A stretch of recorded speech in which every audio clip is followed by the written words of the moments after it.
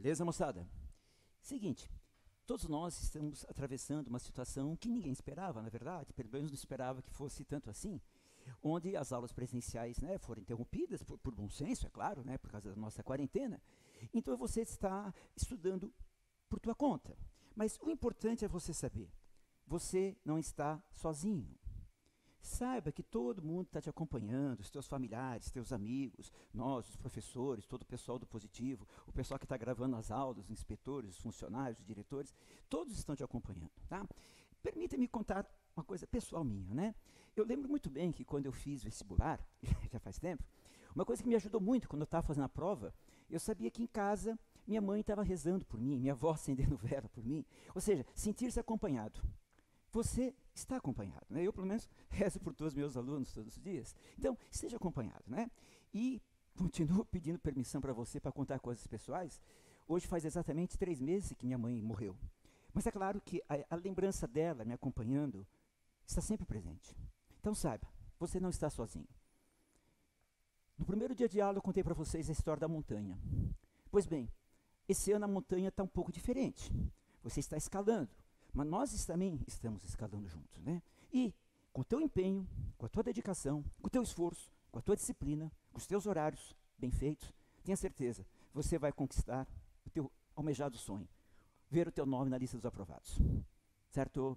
É isso que a gente deseja, tá? Se cuidem, obedeçam as normas e a gente logo vai se encontrar novamente e iremos comemorar juntos depois da tua aprovação, beleza? E aí, moçada, beleza?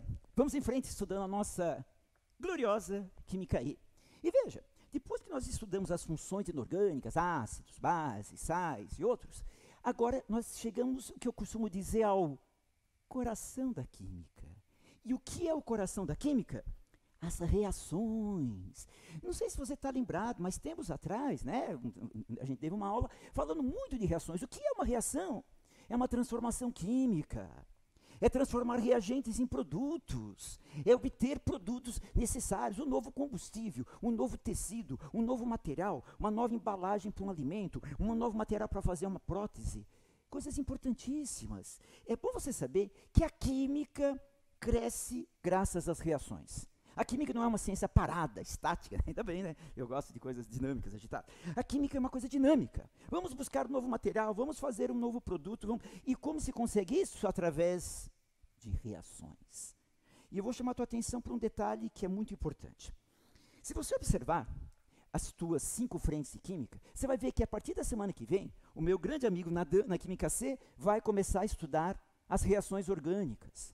Em Química B, você vai estudar as reações de óxido-redução.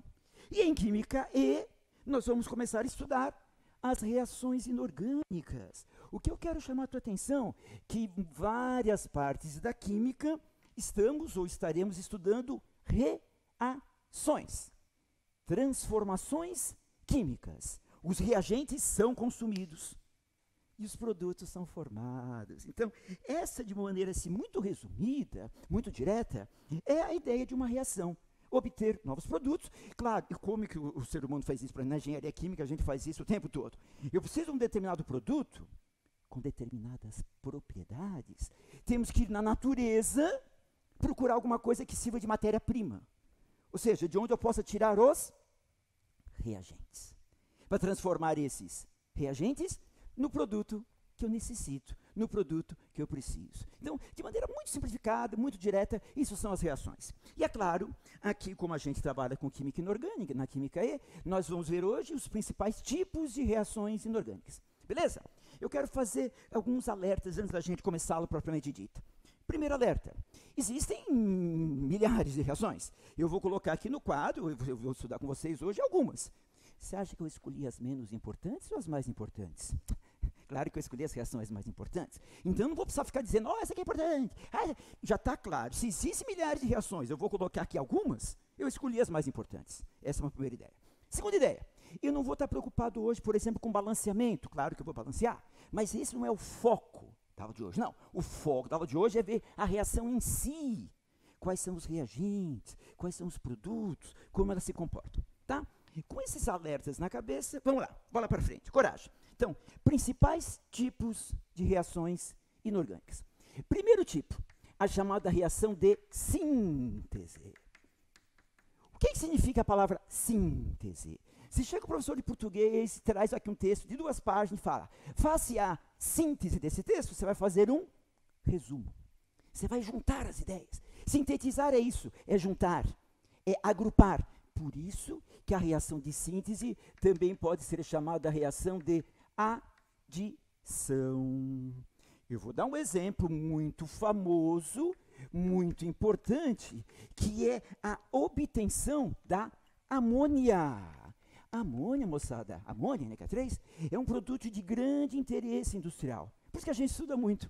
Veja, por que isso aqui é uma reação de síntese? Porque eu tenho vários reagentes que se uniram em um único produto. Isso é uma reação de síntese. Juntar vários reagentes num único produto. E como eu tinha falado antes, vamos balancear, se eu pegar 1 para 3 para 2, já é suficiente. Portanto, isso daqui é a famosa síntese da amônia. Repetindo para você nunca mais esquecer. O que é uma reação de síntese? É aquela que eu tenho vários reagentes, porém um único produto. Nesse exemplo famoso, a gente tem a síntese da amônia. Tranquilo. Segundo tipo de reação inorgânica é a chamada reação de decomposição. Ela também é chamada muitas vezes a reação de análise. Veja, de novo, o que significa a palavra decomposição? Análise. O que significa essa palavra? Lise, quebra. Se o professor de português chegar aqui e falar, pessoal, faça a análise sintática da seguinte oração. O Corinthians é o melhor time do Brasil. O que é errado, é o melhor time do mundo, mas enfim. O que é fazer análise dessa oração verdadeira? É quebrar, separar os termos dessa oração. Sujeito, Timão, predicado, é o melhor do mundo. Analisar é isso, é quebrar, é separar, é decompor. Domingo, na hora do almoço, você vai pegar o frango e vai analisar o frango. Você vai separar coxinha, peito. É isso, é uma decomposição, é uma análise. Olha, um exemplo importantíssimo. Existe um produto muito usado pelos pedreiros, que é a cal. O que é a cal? É o óxido de cálcio. Então, vamos pensar assim, vamos pensar de trás para frente. A gente precisa obter esse produto, porque ele tem interesse. Vamos fabricar. Sabe como que é fabricada a cal? Na natureza existe um mineral em grande quantidade chamado calcário. O que tem muito no calcário? Carbonato de cálcio. E foi descoberto que se o carbonato de cálcio é aquecido em temperatura alta, perto de 800, 900 graus Celsius, a temperatura e o calor, essa energia, quebra, decompõe o carbonato de cálcio, dando óxido de cálcio e ainda liberando gás carbônico. E por que a gente considera isso uma reação de decomposição? Eu vou sumir, mas eu já volto. Por que é uma decomposição? Porque eu tenho um único reagente que se decompõe em vários produtos. Você percebeu? Que a decomposição é exatamente o contrário da síntese. Vamos ver de novo? Aqui na síntese eu tenho vários reagentes que formam um único produto. Na decomposição, também chamada análise, eu tenho um reagente que se quebra em vários produtos. Portanto, a decomposição do carbonato de cálcio, dando óxido de cálcio e gás carbônico, é um exemplo típico de uma reação de decomposição. Atente por uma coisa importante, preste atenção aqui. Veja, essa não é uma reação espontânea, ela precisa de calor. Na verdade, quem quebra o carbonato de cálcio é o calor. Então é uma quebra, é uma lise provocada pelo calor. Por isso que a gente fala que esse daqui é um exemplo de uma reação de pirólise. Piros, em grego, significa fogo. Nas Olimpíadas, sempre tem aquela cerimônia de acender a pira olímpica. O cara que não sabe, acha que o pessoal ficou louco, é uma pira olímpica. Não, é o fogo, é o calor. Portanto, quebrar com o calor, pirólise. Quebrar com a luz, fotólise. Quebrar com corrente elétrica, eletrólise. São exemplos de quebras, de lises. Muito importante. Essa reação que eu coloquei aqui, a decomposição do carbonato de cálcio, ela precisa de calor. Mas existem duas decomposições fundamentais que eu até vou escrevê-las em cor diferente. Uma, o ácido carbônico, H2CO3, que que se decompõe em CO2 e água. E o outro, o NH4OH, o hidróxido de amônio, que se decompõe em amônia e água. Agora, por que eu estou destacando de maneira especial essas duas? Porque essas duas, repara, que continuam sendo reações de decomposição, um único reagente, essas duas, elas são espontâneas. Pensa, se o ácido carbônico e o hidróxido de amônio se decompõem espontaneamente, ou como eu gosto de falar, sozinhamente, não existe a palavra sozinhamente, tá? Mas se eles se decompõem sozinhamente, é sinal que esses dois compostos são compostos instáveis. A partir desse momento, sempre que aparecer H2CO3, o que você vai escrever no lugar dele? CO2 e água. E sempre que aparecer hidróxido de amônio, o que você vai escrever no lugar dele? Amônio e água. São decomposições, essas duas aqui, ó, espontâneas. Beleza? Vamos em frente? Então, primeiro tipo, segundo tipo. Chegamos ao ponto mais importante da aula de hoje. O terceiro tipo vai ser aquele tipo de reação que mais vai nos ocupar na aula de hoje. É a chamada reação de simples troca. Também chamada reação de deslocamento. Deslocamento. Moçada, eu vou pedir agora um pouquinho mais de atenção para vocês, pode ser? Vamos analisar esse tipo de reação inorgânica, reação de simples troca, também chamada de deslocamento, através de um exemplo. Preste muita atenção nesse exemplo, esse primeiro exemplo, porque se você entender direitinho esse, os outros serão parecidos. Belezinha? Então vamos imaginar que você tenha zinco. Reparou? Eu não escrevi óxido de zinco, cloreto de zinco, não, escrevi simplesmente zinco. A gente fala zinco metálico, porque é um metal que fica sozinho, uma substância simples. A primeira condição para ter uma reação de simples troca é ter uma substância do tipo simples. O que é isso, então? É um pedacinho de zinco, claro. Na temperatura ambiente, ele vai estar no estado sólido. Vamos jogar esse pedacinho de zinco numa solução aquosa de sulfato de cobre 2. Ah, então isso aqui é em solução aquosa. Então imagine que você tem um recipiente, solução aquosa sulfato de cobre, aí você pega um pedaço de zinco e joga lá dentro.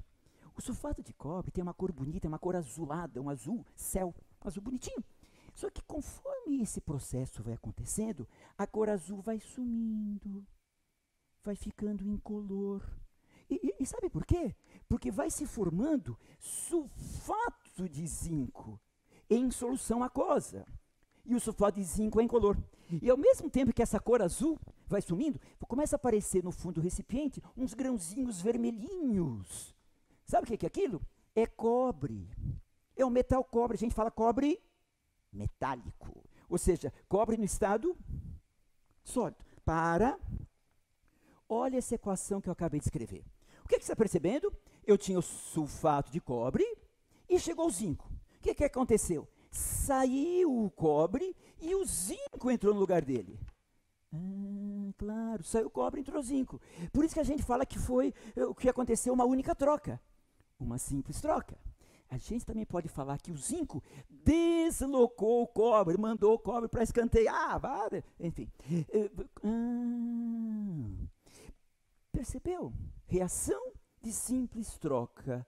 Saiu esse cátion, que era o cobre, e o zinco, que era uma substância simples, se transformou no cátion zinco, e o cobre ficou na forma de substância simples. Zinco metálico com sulfato de cobre 2, deu sulfato de zinco e cobre metálico. Típico exemplo de uma reação de simples troca. Continue prestando atenção. Agora, veja esse outro exemplo que eu vou colocar. Cobre metálico, numa solução aquosa de sulfato de zinco. Você percebeu, né? Ou seja, se eu pegar uma solução aquosa de sulfato de zinco, pegar um pedacinho de cobre e jogar lá dentro, de gluf, sabe o que vai acontecer? Nada. Não muda de cor, não forma sólido, não libera gás, não explode. Ou seja, não reage. Não reage. Essa é outra paradinha importante que eu preciso fazer com vocês. Moçada, sempre que eu misturo coisas diferentes, vai ser uma reação? Vai ser um processo químico? Ou nem sempre?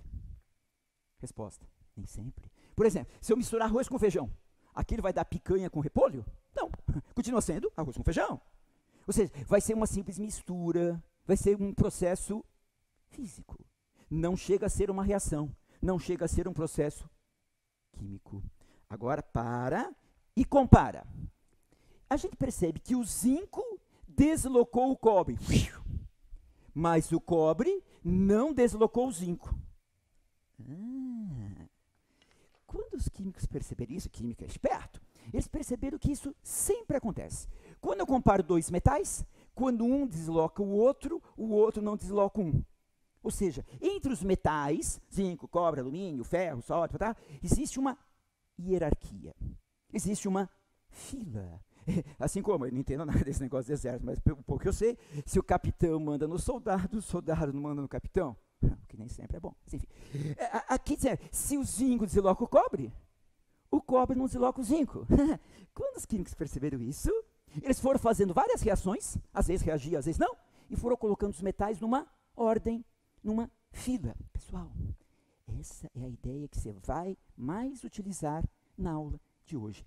A fila de reatividade dos metais. Ela está na tua apostila. Procura aí na tua apostila que você vai encontrar essa fila, está num quadro. Se eu fosse você, eu pegava aí um marca-texto, uma caneta vermelha, um gloss, qualquer coisa, e passe aí, porque você vai usar muito essa fila. Eu vou colocar uma parte dessa fila, não vou colocar ela inteira, já estou avisando, vou colocar uma parte dessa fila aqui no quadro, para a gente aprender a usar a fila de reatividade dos metais, que você já encontrou na tua apostila, está destacando aí. Eu vou colocar uma parte dela aqui no quadro, repito, caiu giz. Vou colocar uma parte dela aqui no quadro, eu vou colocar assim, ó, por exemplo, o potássio, o cálcio, o sódio, o magnésio. Você já encontrou essa fila aí, espero que você já tenha encontrado. O alumínio, o zinco, o ferro, o hidrogênio, que não é metal, mas a gente vai colocar aqui, você vai perceber já por quê. Eu ainda vou colocar o cobre, a prata e o ouro. Preste muita atenção agora. Preste atenção aqui, moçadinha. Veja. Aqui estão alguns metais numa fila, numa ordem. Ô, professor, eu tenho que decorar tudo isso? Não, ainda bem. Eu vou dar uma dica que você vai escrever na tua apostila, no espaço que eu deixei aí, que vai facilitar a tua vida. Vai por mim. Veja, pensa na tabela periódica. Potássio, família 1A. Cálcio, 2A. Sódio, 1A. Magnésio, 2A. Você percebeu? Essa fila começa pelos metais das famílias 1A e 2A. Metais alcalinos e alcalino-terrosos. É assim que você vai gravar essa fila. Começa pelos metais 1A e 2A. Depois vem alumínio, zinco, ferro. Pensa assim, alumínio, zinco e ferro é metal que você nunca viu? Ou você encontra toda hora? Você encontra alumínio, esse filete aqui é alumínio, as esquadrias da janela alumínio, na cozinha panelas, caneca geralmente de alumínio. Zinco, qualquer barracão de indústria por aí, telhado de zinco, cerca de zinco. Ferro, o pé da carteira de ferro, a geladeira, o fogão, o trem, é de ferro. Então são metais que a gente encontra toda hora. Por isso mesmo, eles são chamados metais comuns. Porque eles são comuns. Depois vem o hidrogênio. E olha quem aparece aqui no final, cobre, prata, ouro. Fala para mim, você encontra prata e ouro jogado em qualquer canto, aí o Eduardo que está gravando a sala encontra, cheio de ouro aqui, vou chutar, se você encontrar, me fala, não se encontrou. Eu acho que não. São metais mais raros, mais difíceis de serem encontrados na natureza. Eles são chamados metais nobres. Por isso que eles são caros. Metais nobres. Quando a química usa a palavra nobre, ela usa no mesmo sentido que você estudou em história na Idade Média, no sistema feudal. O que eram os nobres? Se misturava com a plebe ou preferia ficar sozinho? Prefere ficar sozinho. É a mesma ideia. Os chamados metais nobres são aqueles que preferem ficar sozinho. O que significa ficar sozinho? Fica na forma de uma substância simples. Então você está percebendo que essa fila, nós estamos repetindo, começa pelos metais das famílias 1A e 2A, depois vem os metais comuns, depois vem o hidrogênio e finalmente os metais nobres. Por isso que tem já uma flechinha na tua apostila, mas eu vou chamar a tua atenção, dizendo que para cá aumenta a nobreza. Repito, o que significa nobreza? A tendência a querer ficar sozinho. E repare que tem uma outra flechinha no sentido contrário, dizendo que para cá aumenta o que a gente chama de reatividade. Qual que é o nosso grande assunto que estamos vendo? Estamos falando de reações. O que significa reatividade? A facilidade em reagir. A facilidade em reagir. Nunca mais esqueça disso, por favor. Nobreza e reatividade é a mesma coisa ou é o contrário? É o contrário. Quanto mais nobre, menos reativo. Quanto mais reativo, menos nobre. E quem são os nobres? Aqueles que preferem ficar sozinhos. Aqueles que preferem ficar na forma de uma substância simples. Eu vou pedir agora que você, analisando aquela fila, volte para esses dois exemplos. Você concorda que aqui eu tinha um metal que era o zinco? E aqui eu tinha outro metal que era o cobre, que era o cátion cobre, mas cobre é um metal. Se eu comparar o zinco com o cobre, o zinco está aqui, o cobre está lá. Quem que é mais nobre? Zinco ou cobre? Claro que é o cobre. Portanto, ele prefere ficar sozinho. Mas quem estava sozinho era o zinco. Então, tá legal ou troca? Troca. Sai o cobre e entra o zinco. Porque aí o cobre fica sozinho. Por que ele fica sozinho? Porque ele é mais nobre que o zinco. Então, quando eu comparei o zinco com o cobre, como o cobre tem uma maior nobreza, quer dizer que o zinco tem uma maior reatividade. O zinco reagiu. Olha para debaixo. Olha para debaixo agora. Aqui embaixo, quem estava sozinho era o cobre. Vamos de novo? Compare novamente o cobre com o zinco. Olha a fila. Quem que é mais nobre? Cobre ou zinco? Mais nobre é o cobre. Então, ele que prefere ficar sozinho. Mas ele já estava sozinho. Vai querer mudar? Não. Por isso que não reage. Veja, o cobre é menos reativo que o zinco. Ele não consegue reagir. Ele não consegue deslocar o zinco. Conclusão. Se você souber essa fila, você vai saber quando reage e quando não reage. E repito, nem sempre que eu misturo coisas diferentes, substâncias diferentes, vai reagir. Não, às vezes é uma simples mistura, mas às vezes forma uma nova substância. Às vezes é uma reação química. Vamos então repetir essa fila, por favor? Começa pelos metais das famílias 1A e 2A. Depois vem os metais comuns. Depois vem o nosso amigo hidrogênio. Depois vem os metais nobres, que são aqueles que preferem ficar sozinhos. E nunca esqueça que nobreza e reatividade, um é o contrário do outro. Quanto mais nobre, menos reativo. Quanto mais reativo, menos nobre. Vamos dar outro exemplo? O exemplo que eu vou dar agora é extremamente importante. Magnésio metálico numa solução aquosa de ácido clorídrico. Veja, tem alguém sozinho, tem uma substância simples. Então eu tenho que pensar, será que reage? Vamos ver. Quem eu vou comparar com quem agora? Quem está sozinho é o magnésio, eu vou comparar agora com o hidrogênio. Repara que eu já coloquei o hidrogênio naquela fila também. Lá, o magnésio está aqui, hidrogênio está lá. Quem que é mais nobre, magnésio ou hidrogênio? Hidrogênio. Portanto, é o hidrogênio que prefere ficar sozinho. Só que quem está sozinho é o magnésio. Tá legal ou troca? Troca. Sai o hidrogênio, entra o magnésio. Então, ó, sai hidrogênio, entra o magnésio. Uma simples troca. Então, é o magnésio que vai se ligar ao cloreto, formando cloreto e magnésio. E quem que foi deslocado, que vai ficar sozinho? O hidrogênio. Claro que não existe H, como é o gás hidrogênio.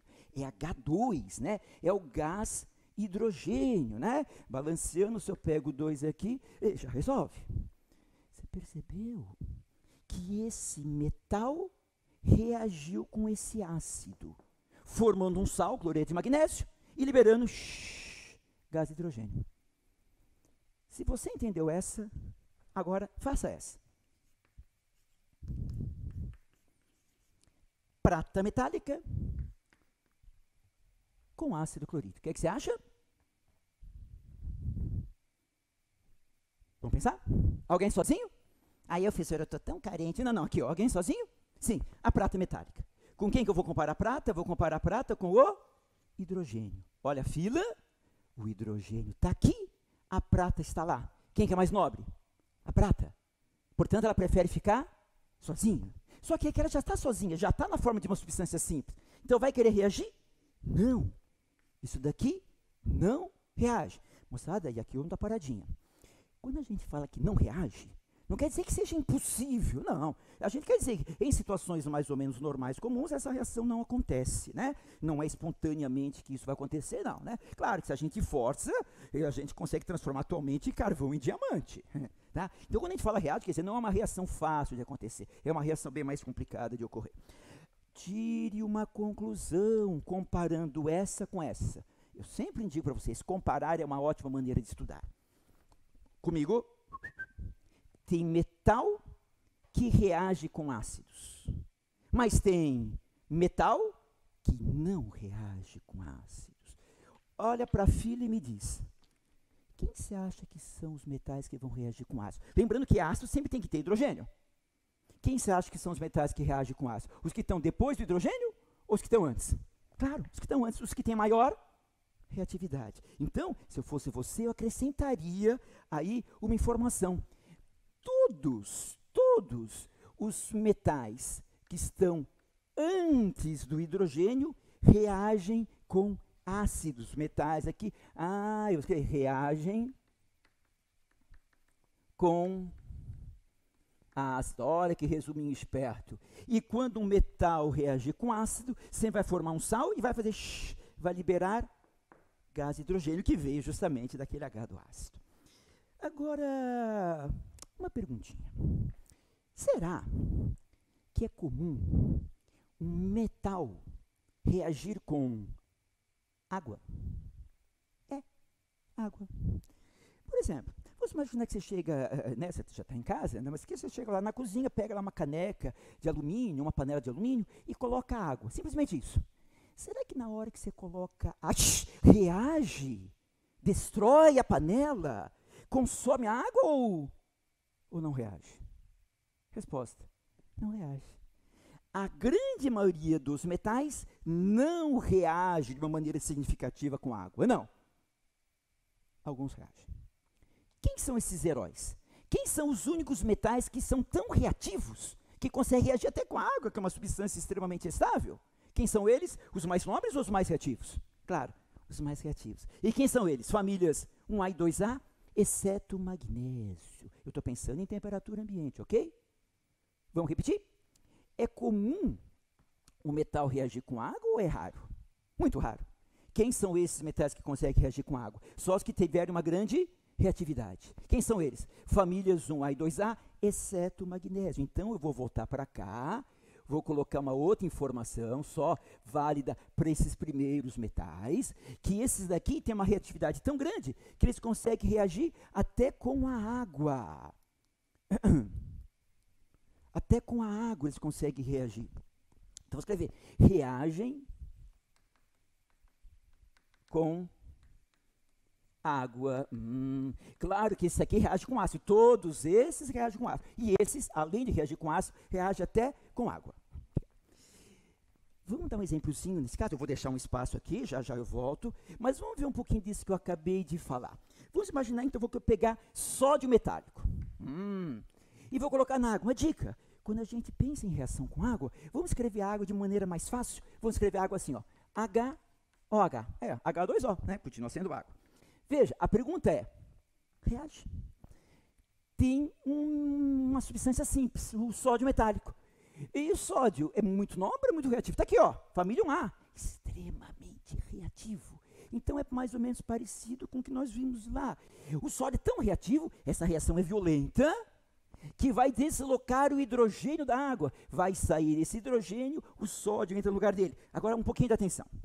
Na hora que o sódio ficar aqui com o H, vai formar hidróxido de sódio, que é uma base forte. O que significa dizer que ela é forte? Que em solução aquosa ela prefere ficar inteira ou dissociada? Dissociada. Então eu já vou escrever do jeito que ela gosta.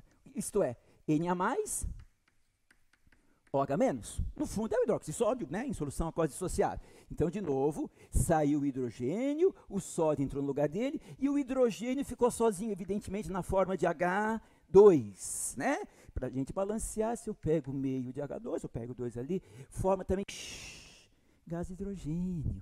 E olha que legal! Isso aqui é o metal. Metaleiro é coisa básica. E quando eu jogo na água, a substância manifesta o seu caráter. O que é que aconteceu quando eu joguei esse metal na água? Liberou OH-. que é característico das substâncias que têm caráter básico. Ou seja, metaleiro é coisa básica. No fundo é o que está escrito aí. Então, repetindo, é comum o metal reagir com água? Não. Quais são os únicos metais que na temperatura ambiente conseguem reagir com água? Famílias 1A e 2A, exceto o magnésio. Tá bom? Vamos em frente. Você percebeu que até agora nas reações de simples troca, eu só falei quando tinha um metal sozinho? Agora, eu vou pedir que você olhe aí na tua apostila, que é a mesma coisa que eu vou fazer agora aqui também. Veja que eu coloquei alguns casos um pouquinho diferentes. Por exemplo, pensa comigo aqui, ó. Se eu pegasse cloro, estou repetindo uma reação que já está escrito aí, você não precisa se preocupar em anotar. E colocasse, juntasse com bromo de sódio. A pergunta é, será que reage? Veja, o que mudou? Agora quem está sozinho é o cloro. O cloro não é metal. Eu diria, pelo contrário, o cloro é um não metal. Ah, mas aqui só tem metais. Por isso que eu disse que eu ia voltar para cá, porque assim como existe uma fila de reatividade para os metais, também existe uma fila de reatividade para os ametais. E ela também está na tua apostila e também você vai destacar. Eu vou colocar aqui uma parte dela para a gente conversar. Aqui, ó, flúor, oxigênio, cloro, bromo, iodo, enxofre, e alguns. Esses aqui são os que mais aparecem, os mais importantes. A ideia é a mesma. Para cá aumenta a nobreza e, portanto, para lá, no sentido contrário, aumenta a facilidade em reagir. Ou seja, aumenta a reatividade. Então, vamos aplicar essa ideia aqui? Vamos ver. Alguém sozinho? Né? Sempre a pergunta, alguém sozinho? Sim. Quem está sozinho aqui? Cloro, né? O gás cloro. Só que agora toma cuidado. Quando quem estava sozinho era um metal, eu comparava com outro metal. Agora quem está sozinho é um ametal. Eu vou comparar com outro ametal. Então eu vou comparar o cloro com o bromo. Fila de cima ou fila de baixo? Fila de baixo. O cloro e o bromo. Se a reatividade aumenta para lá, a nobreza aumenta para cá. Portanto, quem que é mais nobre? Cloro ou bromo? Bromo. Então é o bromo que prefere ficar sozinho. Só quem está sozinho é o cloro.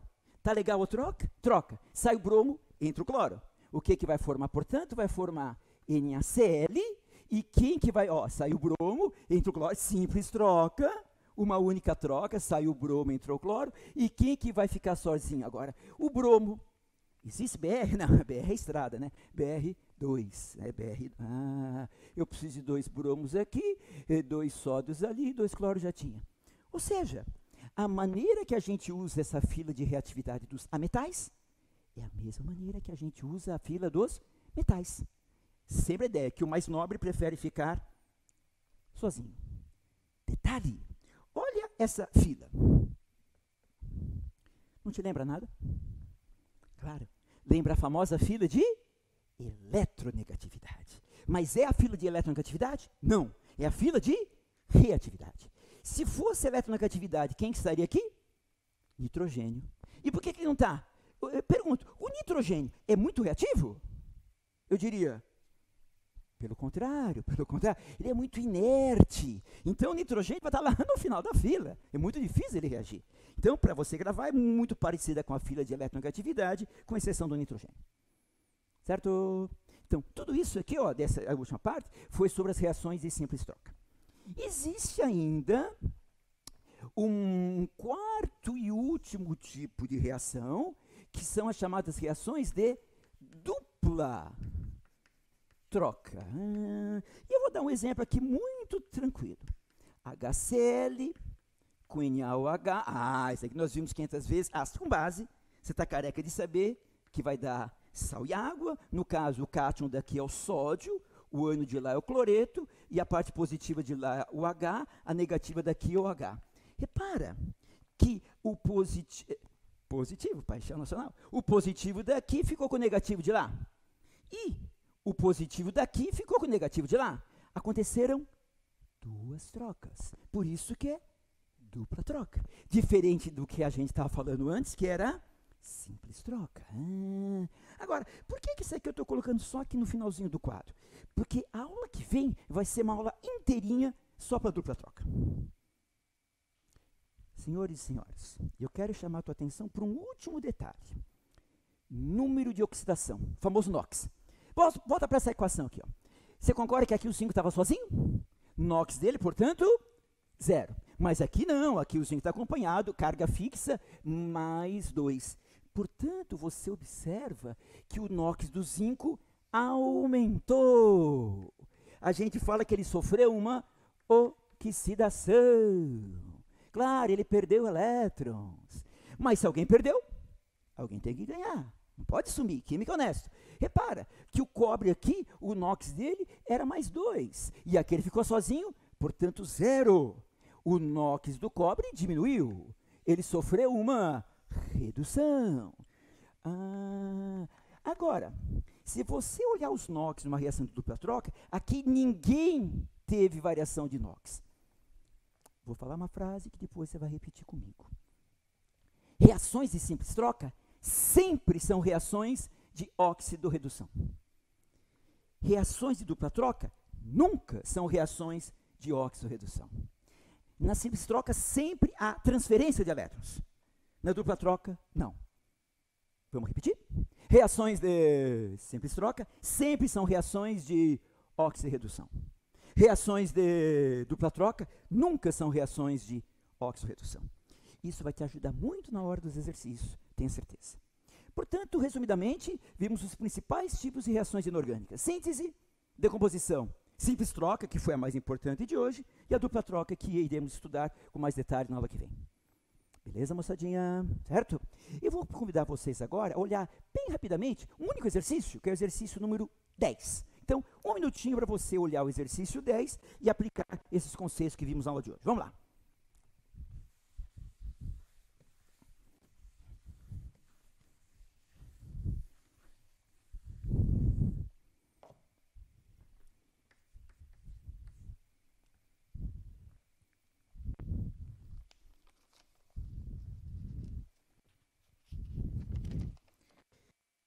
Para que nesse exercício 10, ele pegou um certo X, colocou com HCl e falou que isso aqui deu XCl2 e liberou gás hidrogênio. Ele colocou essa reação pronta, está balanceadinha, e ele pede quem pode ser o X. Vamos lá? Você concorda que o X estava sozinho? Então, é claro que nós vamos pensar numa possível reação de simples troca. O que aconteceu? Saiu o hidrogênio, o X entrou no lugar dele? Agora a pergunta é, o X pode ser qualquer um?